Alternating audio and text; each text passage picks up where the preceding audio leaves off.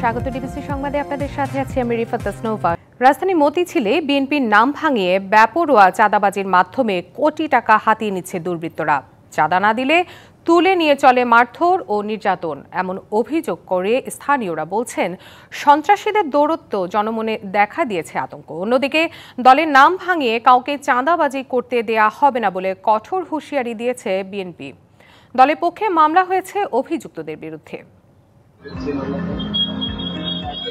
সম্প্রতি সামাজিক যোগাযোগ মাধ্যমে ভাইরাল হয় এই ভিডিও, যেখানে দেখা যায় লম্বা চুলের সাদা পোশাকের এক ব্যক্তি নিজেকে মতিঝিল থানা বিএনপির সভাপতি এবং ৯ নং ওয়ার্ডের ভারপ্রাপ্ত কমিশনার দাবি করছে এবং এক ব্যবসায়ীকে আলাপের নামে জোর করে তুলে নিয়ে যাওয়ার চেষ্টা করছেন। ওই ভিডিওর সূত্র ধরে রাজধানীর মতিঝিলের সেই দোকানে যায় ডিবিসি নিউজ। 28/1 টয়েনবি সার্কুলার রোডে অবস্থিত আলিফ প্রিন্টার্সে গিয়ে দেখা যায় ব্যবসা ফেলে পালিয়ে বেড়াচ্ছেন মালিক। মুঠোফোনে কথা হয় আলিফ প্রিন্টার্সের শাহিন ইসলামের সঙ্গে। জানান দোকান থেকে নিয়ে যাওয়ার পর চাঁদাবাজদের নির্মম নির্যাতনের কথা। শেষ পর্যন্ত হচ্ছে তারা আমাকে নিয়ে লাঠি দিয়ে মারছে এবং আমার কাছ থেকে ক্যাশ টাকা পয়সা কিছু নিছে এবং বলছে যে তুই যদি এখানে ব্যবসা করতে চাস তাহলে আমাদেরকে ওই যে চাঁদা দিতে হবে। 10 লাখ টাকা চাঁদা দাবির কথাও জানান তিনি। একটা অ্যামাউন্ট দাবি করছে বড় 10 লাখের মতো। আমাকে হুমকি দিয়েছে যে এরকম যে তুই যদি এলাকায় থাকতে চাস, ব্যবসা করতে চাস, তাহলে আমাদেরকে টাকা দিয়ে এখানে ব্যবসা করতে হবে। আমি অলরেডি মামলা করছি, মামলা করে একটু দূরে আসছি। ওই ঘটনার প্রত্যক্ষদর্শী ছিলেন স্থানীয় গার্ড আলম। তার কথায়ও মেলে শাহিনের অভিযোগের সত্যতা।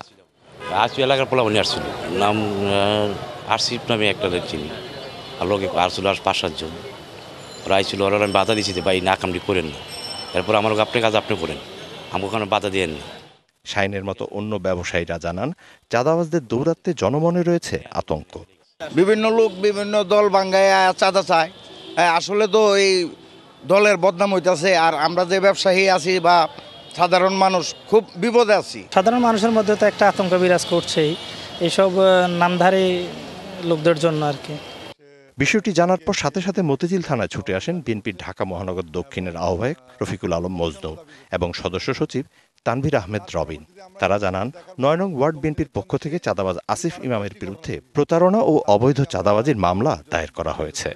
আমরা তাৎক্ষণিক থানায় আসলাম, ওসি সাহেবকে বললাম যে এই নিউজটা আমরা দেখেছি, সে আমাদের দলের কোনো পদপদবি কিছু নেই এবং আমাদের মতিঝিল থানা বিএনপির আমাদের কোনো কমিটিও নেই। আমরা এনে আমাদের কাজ করছি, বাট আমরা কোনো কমিটি করি নাই। আমরা তার বিরুদ্ধে আমরা মামলা করবো এবং তাকে আইনের আওতায় আনা উচিত, গ্রেপ্তার করা উচিত। যারা দলের নাম ভাঙ্গাইয়ে দলের সুনাম নষ্ট করবে, সে দলের হোক, দলের বাইরে হোক, যে হোক, আমরা এই বিষয়ে কাউকে আমরা ছাড় দিব না।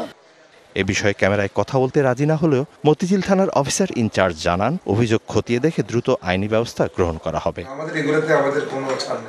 আর অভিযোগের বিষয়ে অভিযুক্ত আসিফ ইমামের সাথে মুঠোফোনে যোগাযোগ করা হলে ইতিবাচক কোনো সাড়া পাওয়া যায়নি। Mizan Ahmed, DBC news, Dhaka.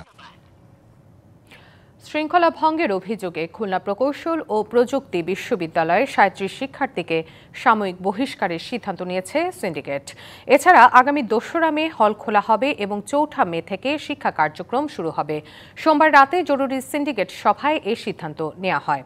এদিকে হল খোলার দাবিতে অবস্থান কর্মসূচিতে অনড় রয়েছেন শিক্ষার্থীরা। রবিবার দুপুর থেকে তারা সেখানে অবস্থান করছেন। সিন্ডিকেট সভায় গত ১৯ ফেব্রুয়ারি গঠিত তদন্ত কমিটির প্রতিবেদন উপস্থাপন করা হয়।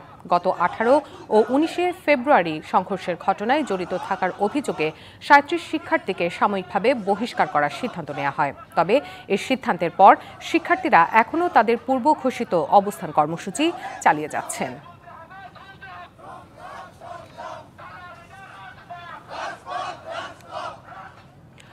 অবস্থান কর্মসূচি নিয়ে আরো জানতে কুয়েট থেকে যুক্ত হচ্ছেন সহকর্মী আমিরুল ইসলাম। সরাসরি চলে যাচ্ছি তার কাছে।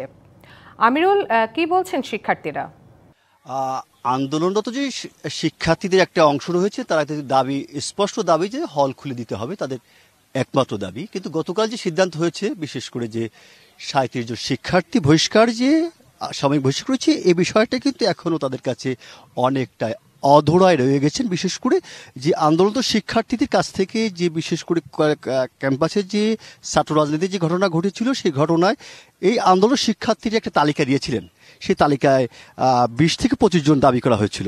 কিন্তু এখানে দেখা যাচ্ছে 37 জনের একটা তালিকা আসছে, যার কারণে এখনও কিন্তু তারা জানতে পারেন নাই যে আসলে যে 37 জন তালিকায় যারা তালিকা আসছে এই তালিকায় আন্দোলনরত শিক্ষার্থীরা আসছেন কিনা, এবং এই বিষয়টা পরবর্তী তারা সিদ্ধান্ত নেবেন। বিশেষ করে যে তাদের সিদ্ধান্ত হবে যে যদি থেকে থাকে সেক্ষেত্রে বা যাদের বহিষ্কার আদেশ করা হয়েছে তাদের বিরুদ্ধে ব্যবস্থার বিরুদ্ধে। এবং এখানটায় কিন্তু দুপুর 12টায় যে দুর্বার বাংলা পাদদেশ থেকে মিছিল বের করার কথা ছিল যে হল খোলার দাবিতে, এবং এখানটায় কিন্তু তারা জড়ো হচ্ছে শিক্ষার্থীরা। বিশেষ করে তারা দেখেছি যে রোববার থেকে তারা প্রশাসনিক ভবনের সামনে রাত এবং বলা যায় যে রাতে অবস্থান করেছে, দিনে অবস্থান করেছিল, আন্দোলন চালিয়ে গিয়েছিলেন। একটাই দাবি, সেটা হচ্ছে যে হল খুলে দিতে হবে এবং হলে তারা ফিরতে চায়, যে বিশ্ববিদ্যালয়ের যে প্রাণ যেমন হল এবং শিক্ষার্থী তাদের সেই প্রাণবন্ত করতে চান এই শিক্ষা প্রতিষ্ঠানকে। যার কারণে যে এই দাবিতে একজন অনার রয়েছেন এবং শিক্ষক বা সিন্ডিকেটের মাধ্যমে যে সিদ্ধান্ত এসেছিল বিশ্ববিদ্যালয় হল ভ্যাকেট করা এবং সেই সঙ্গে যে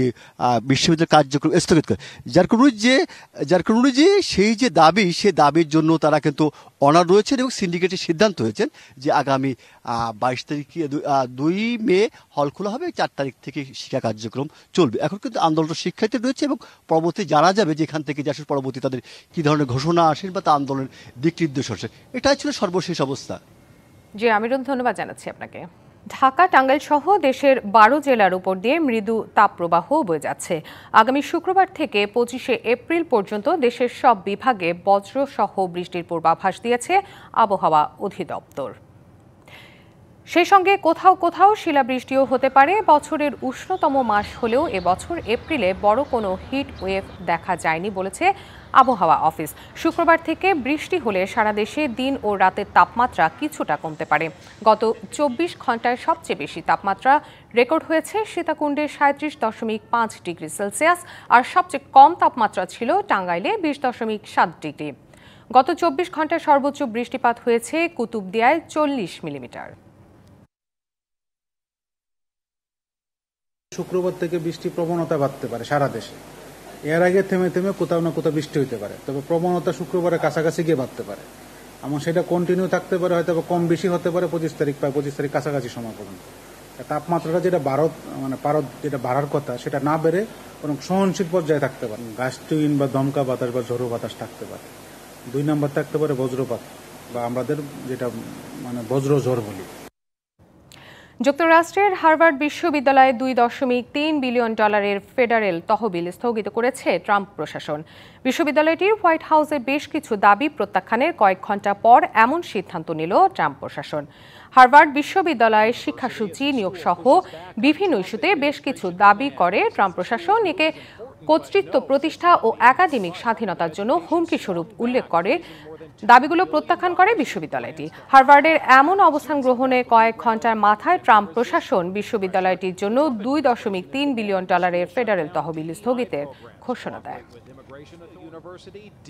ডিবিসি সংবাদে এই ছিল এখনকার মতো। ডিবিসি নিউজের সংবাদগুলো পড়তে ভিজিট করুন dbcnews.tv আর ভিজিট করুন ডিবিসি নিউজের ফেসবুক পেজ এবং ইউটিউব চ্যানেলে।